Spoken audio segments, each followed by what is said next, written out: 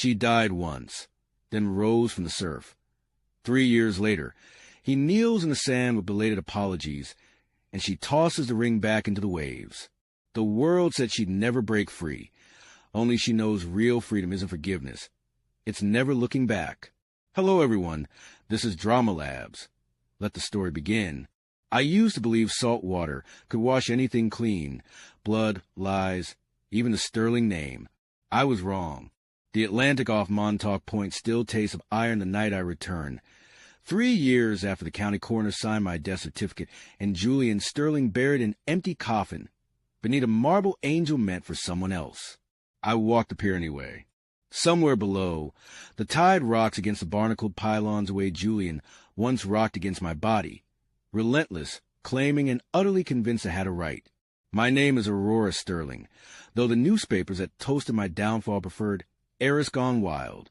For a decade I called Julian Uncle, not by blood.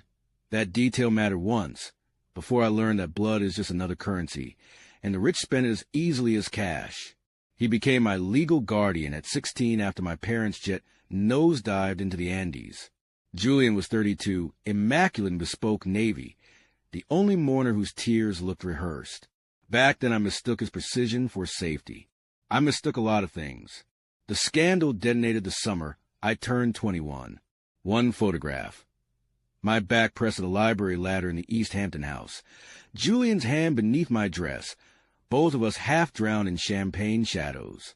The image splashed across every screen before I'd even finished gasping his name.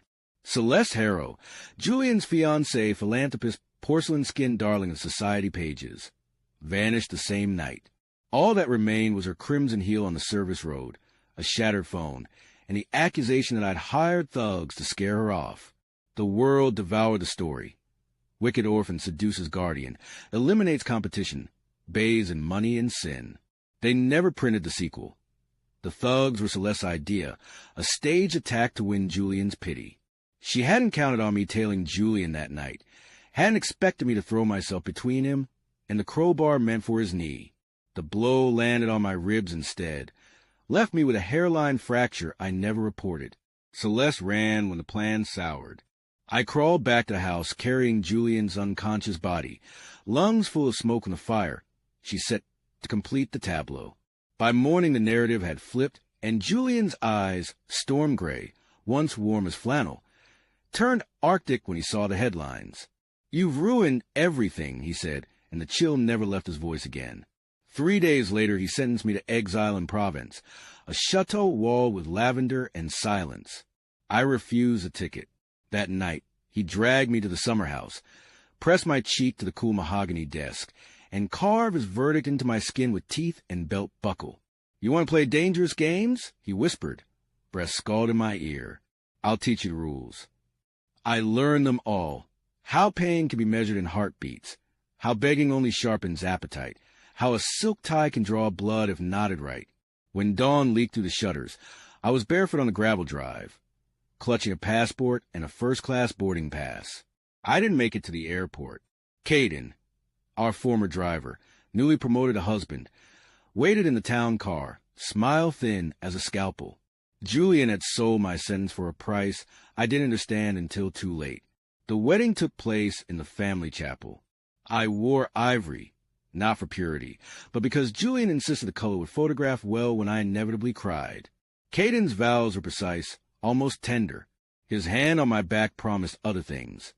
The sting of leather, the bite of a cigarette pressed to flesh, the soundproof basement where honeymoon became captivity. My signature on the marriage license bled through 3 carbon copies. I thought the ink might be the last part of me still free. Caden's taste ran to vintage cruelties. He liked to bind my wrists with Hermes scarves, liked the way diamonds bruise when clenched too hard.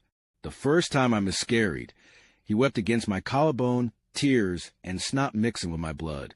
"We'll make another," he promised. A fresh start. The second time, he didn't cry. By the third, I understood the miscarriages weren't accidents. They were rehearsals for a future where I existed only as a cautionary silhouette. I survived on details.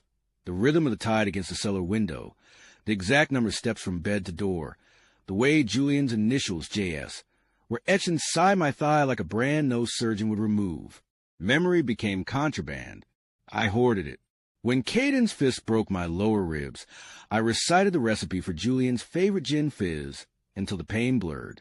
When Caden invited friends to watch, I stared at the ceiling and counted the heartbeats between thunderclaps. I reached 86 once. I let Caden believe the fight had left me. I learned to flinch on cue, to apologize for bruises he gave me. I smiled when he bragged to his poker buddies that the sterling bitch was finally tamed. And while he slept off whiskey and oxy, I practiced sliding a bobby pin into the basement lock, rehearsed the angle until my wrists remembered better than my voice. One August night, the sea fog rolled in so thick the security cameras turned to static. I walked out wearing Caden's hoodie and the diamond studs he'd forgotten to pawn. I left the wedding ring on the pillow, beside his loaded gun. I drove north until the road ran out of asphalt. Every mile I expected sirens, but the universe was busy elsewhere. In a small town on the Oregon coast, I rented a saltbox cottage with a red door and a garden that smelled of rosemary and pine. I changed my name to Renhale, took a job at the local library, and learned to bake bread that rose like forgiveness. My hands, once marked by diamond cuffs, now bore flour and calluses. At night, I walked the beach with a dog-eyed rescue from the shelter, a mutt with one ear and a tail that never stopped. I taught him to chase gulls, not ghosts. 3 years vanished in tides of ordinary days. I never looked over my shoulder. I stopped dreaming of cellars and silk ties. I learned how to say no to men who wanted pieces of me I'd already given away. I filled the little house with plants and poetry, and the kind of silence that is chosen, not imposed. Then, on a Tuesday in late September, when the light slanted gold and the dog chased shadows instead of birds, Julian Sterling walked into my library. He wore a navy peacoat flecked with rain, his hair longer now, threaded with silver like the foam on the breakers. His shoes, Italian leather once polished to mirrors, were scuffed with salt and sand. He carried a book, spine-cracked, the collected poems of Edna St. Vincent Millay, my favorite. He must have known. I stood behind the returns desk, heart hammering so hard I thought the stacks might hear. He set the book down like an offering. "I've been looking," he said, voice rough as driftwood, "for 3 years, 2 months, and 11 days. I didn't ask how he found me. I already knew money can buy almost anything except absolution. His eyes, still storm gray, searched my face for the girl he'd lost, but she wasn't there anymore. In her place stood a woman who had learned to salt her own wounds and name them healing. I read the diary," he continued. "All of it. I know what Celeste did, what I did. I've spent every day since trying to." His throat worked. "To find a way to ask you to forgive me." The library was quiet except for the soft thump of books sliding into return bins. I looked at him, really looked. The hollows beneath his eyes, the tremor in his hands, the way his shoulders curved inward as if expecting a blow. He had suffered. Good. Suffering is the price of admission when you break something you can't replace. "I forgive you," I said, and watched hope flicker across his face like a match struck in wind. Then I added, "But I won't go back." The match went out. He nodded, slow, as if the motion cost him every vertebra. "I thought, maybe, that you'd let me stay. Just nearby. Learn how to be better, how to be gentle." I thought of the mornings I knelt in damp sand, planting succulents that thrive on neglect, of the dog who curls against my back, warm and uncomplicated, of bread dough rising in the quiet kitchen, no hands but mine. There's nothing gentle about starting a fire and asking the ashes to dance. I told him, "I'm building something here that doesn't have room for ghosts. Your ghost least of all." He closed his eyes. When he opened them, they were wet. "Can I write to you?" "Just letters. No return address. No expectation." I considered. The ocean had taken so much. Perhaps it could take this too. 1 letter a year. I said, "Leave in the book drop on the anniversary of the day you walked in here. I may read it. I may not. That's the only promise I'll give." He swallowed hard. "And if I never stop loving you, then you'll learn what I already know."